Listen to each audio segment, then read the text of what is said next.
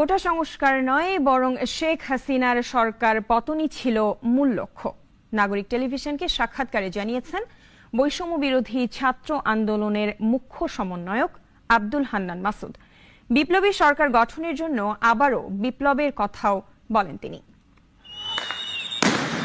কোটা আন্দোলনের প্রেক্ষাপটেই সাবেক প্রধানমন্ত্রী শেখ হাসিনার পতন হয়েছে বলা হলেও এবারে বের হলো অন্তরালের ঘটনা। বিপ্লবী সরকার গঠনই ছিল তাদের মূল লক্ষ্য। শেখ হাসিনা দ্রুত পালিয়ে যাওয়াই সময় পাননি তারা। নাগরিক টেলিভিশনে দেওয়া এক সাক্ষাৎকারে একথা জানিয়েছেন বৈষম্য বিরোধী ছাত্র আন্দোলনের মুখ্য সমন্বয়ক আব্দুল হান্নান মাসুদ। বলেছেন, কোটা সংস্কার আন্দোলনের সূত্র ধরে সরকার পতন না ঘটলে বিকল্প পরিকল্পনাও ছিল তাদের। 16 তারিখের আগে যদি সরকার দাবি মেনে নিত তাহলে হয়তোবা আমাদের এই আন্দোলনটা, আমাদের এই সংগ্রামটা তো আর যেই সংগ্রাম আমরা গণতান্ত্রিক ছাত্র শক্তির ব্যানারে শুরু করেছিলাম সেই সংগ্রামটা শেষ হয়ে যেত না, সেটা তো চলমান থাকতো। সেটা অন্য আরেকটা পরিকল্পনা, সেটা হয়তো পরবর্তী আরেকটা সুযোগের অপেক্ষাই থাকতো।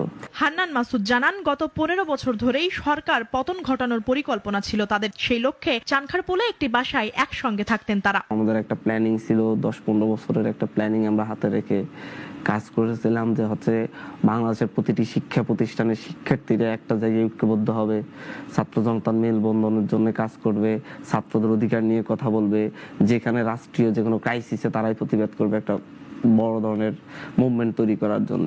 রাষ্ট্র ব্যবস্থা পুরোপুরি ঢেলে সাজাতে চান এই সমন্বয়ক। তার মতে সে লক্ষ্য পূরণে বাধা হয়ে আসছে বড় বড় রাজনৈতিক দলগুলো। তাই দ্বিতীয় বিপ্লবের কথাও বলেন হান্নান মাসুদ। সেই জায়গা থেকে আমরা যে বাংলাদেশের স্বপ্ন দেখি সেটা হয়তো বাস্তবায়ন এই বিপ্লবের মতো দিয়ে হচ্ছে না, তবে আমরা দ্বিতীয় বিপ্লব হবে বাংলাদেশে। আমরা চাই যে এই বিপ্লবটা অতি দ্রুত হয়ে এর মাধ্যমে সকল আগাছা মুক্ত বাংলাদেশ গঠিত হয়। বৈষম্য বিরোধী ছাত্র আন্দোলনের মুখ্য সমন্বয়ক আব্দুল হান্নান মাসুদের সাক্ষাৎকারটি আগামী কাল এবং পরশু প্রচার করবে নাগরিক টেলিভিশন।